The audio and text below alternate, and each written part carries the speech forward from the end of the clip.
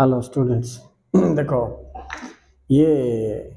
वैदेशिक नीतिर मौलिक विवरणी लिख तुमको 2023 गोटे इम्पोर्टेंट क्वेश्चन होता पिला आर नोट्सटा मु तुमको पठाऊँ। अच्छा स्टूडेंट्स तुमर receiving power and writing power हिसाब से तुम आपको बड़ कर चाहिए अधिक पॉइंट मिसेक टिके प्रति पॉइंट टिके अधिक विषय मिसेब किंतु आठ आ छोट करने को उपाय ना पिला तेणु यहाँ एवरेज सब स्टूडेंट्स माने परीक्षार क्वेश्चन छाड़ दे कि भाराइबे बोले पिला लिखिपार केमती से हिसाब से यहाँ मु एक्सप्लेन करुच्ची आटे मु कौन लिखार शैली विषय में बतई पिला आ बाकी तो तुमको देखा जाऊँगी तुम टिके ये स्क्रीनशॉट नहीं जीव तो से हिसाब से तुम प्रिपेयर कर एटा परीक्षार आसिले मुझे लिखी किमती क पॉइंट पर क पॉइंट कवर करी बोलिया जिनस तुम जानीपर रेडी स्टूडेंट स्टार्ट देख चैनल को जो मैंने नुआ आस चैनल टी सब्सक्राइब करने पिला माने इमती सब क्वेश्चन आंसर पाइब तुम भारतीय वैदेशिक नीतिर मौलिक विवरणी नले वैदेशिक नीति गुड़िक नले वैशिष्ट बा लक्षण गुड़िक कोटा भी आसे परीक्षा रे दर्शाओ बोली कहले तुम उपक्रम लिख देख उपक्रम गोटे देश विश्वर समस्त राष्ट्र सहित सुसंपर्क रखापी जो नीति प्रस्तुत करें अंतर्जातीय स्तर में संपर्क वृद्धि करने जो नीति प्रस्तुत कराए ताकू वैदेशिक नीति कह जाए। अच्छा संज्ञा निरूपण कर बोली जदि दब बोले पिला माने के जो माने बही देखियो से संज्ञा गोटे डाउनलोड करिवो कोठी डाउनलोड करिवो तुम माइंड को ठीक अच्छी प्लान करके रखिथो यहाँ लिखी बोल भारतीय स्वाधीनता परठारु जातीय स्वार्थर सुरक्षा करने एक निर्दिष्ट नीति आचरण करे जहाँ भारतीय वैदेशिक नीति अटे। भारतीय वैदेशिक नीति रे विश्व शांति प्रतिष्ठा अंतर्जातीय संपर्कर सुदृढ़ तथा अन्यान्य समस्या समाधान दिगरे भारतर भूमिका को दर्शाई थाए। चलो पिला माने देखा भारतर वैदेशिक नीतिर मौलिक वैशिष्ट गुड़िकर पॉइंट गुड़िक कौन कौन। पॉइंट नंबर 1 उपनिवेशवाद और समाजवाद। भारत तार वैदेशिक नीति रे स्वाधीनता पूर्वर स्वाधीनता पर उपनिवेशवाद को विरोध करुच्ची करुथबो समाजवाद को समर्थन करिवो किंतु पूंजीवाद को विरोध करुच्ची करुथबो एतिक लिखिवो। ओवर नेक्स्ट वर्णवाद विरोध। भारत वर्णवाद को मध्य विरोध करे। वर्णवाद बोले जमती तुम साउथ अफ्रिका रे अमेरिका रे red Indian Simpy black people white people बोल जो अच्छे पिला से जिनटा को भारत जाति धर्म वर्ण निर्विशेष समस्त को समान देखिबार चिंताधारा आगु रखी एवं भी रखी कहीं विश्व भातृत्व उपर आर चिंताधारा परिवेष्टित पिला माने तेणु ये से विषय टी लिख गोटे दाड़ी दी दाड़ी मिसेब पॉइंट कवरेज तुमको धारणा देवाई यहाँ दूसरी कि एक्जाक्टली एमती लिखले मार्क कम मिल पॉइंट आगे एक्सप्लेन कर बोले आउट भल मार्क मिल। नेक्स्ट पॉइंट जो पे गोष्ठी निरपेक्षता 3 मार्क भी इम्पोर्टेंट।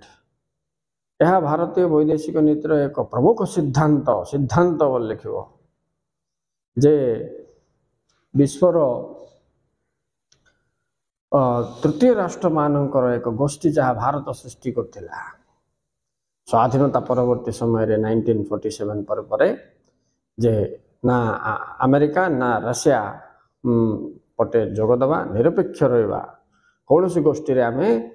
सामरिक गोष्ठी गुड़ाक मुख्यतः आम जोग देवा नहीं निरपेक्ष रहा गोष्ठी निरपेक्ष बोल से चिंताधारा नेहरू डेवलप करथिला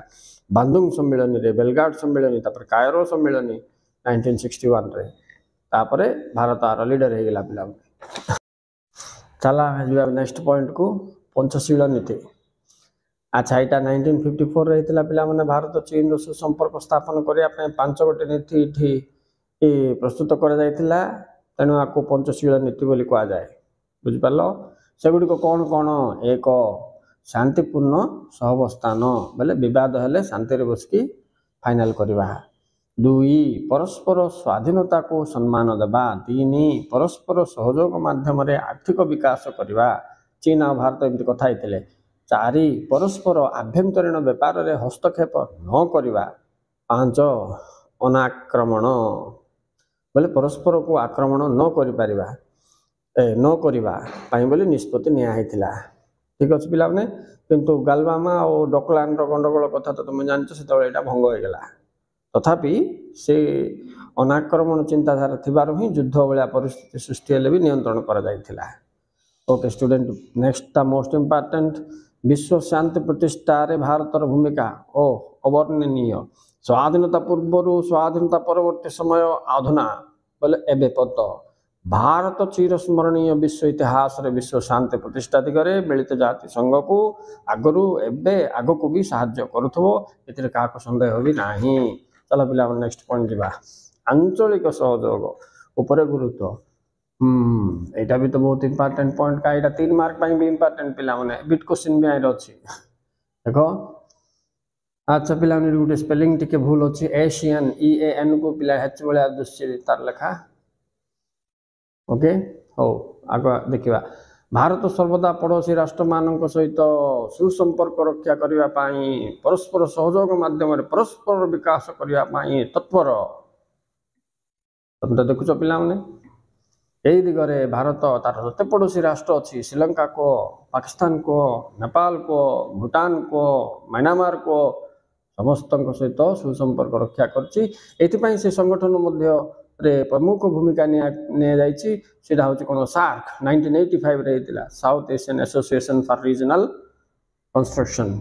एशियन 1967 रे हितला एटा कोन पिला माने Asian country South East Asian Nations बोल के अछि बुझलो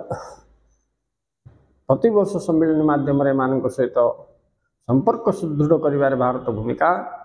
सदा स्मरणीय अटे ओवर नेक्स्ट पॉइंट पिला माने देखो ये 7 नंबर पॉइंट में अन्य भारतीय वैदेशिक नीति लिखी आको तुम एक्सपैंड करके लिखि पारियो बोले जो माने भलो स्टूडेंट्स माने बेसी मार्क आनिया पई चाहछो आको एक्सपैंड करिवो आ जो माने मन रखिवार शक्ति कम अछि से माने खाली ए पॉइंट एमती हेडलाइन का लिखि देबो जिमते अछि मन नोट्स रे वेल स्टूडेंट कौन देखिबा अन्य भारतीय वैदेशिक नीति चलो क मिलित जाति संघ उपरे भारतर पूर्ण विश्वास दुई ख राज्य गोष्ठी सह घनिष्ठ संपर्क ग निरस्त्रीकरण दिगरे भारत सदा तत्पर व समर्थनवाद घ संत्रासवाद विरोध रे भारतर संपूर्ण विरोध चिंताधारा है एति मिसे दब आ विषय टिक लिखले भी हम पिला तुम तो जानचो संत्रासवाद बोले कौन निरस्त्रीकरण बोले कौन तेणु ताइर आणिक आई भितर मिसेब यहाँ काटे पिला बोले अन्य कौटी कौटी तुम पढ़ मिलित जाति संघ अलग अलग क्वेश्चन पड़ो तो ताइर विषय वस्तु को सेट करके भारतर भूमिका को अन्य राष्ट्र सहित भारतर संपर्क को दर्शे दो निरस्त्रीकरण पढ़ो ताइर भारतर भूमिका को टिके लिंक करदब संत्रासवाद अलग पढ़ो भारतर रवैया कौन संत्रासवाद टेरोरिज्म तुम जानते टिके मिसे लिखिदब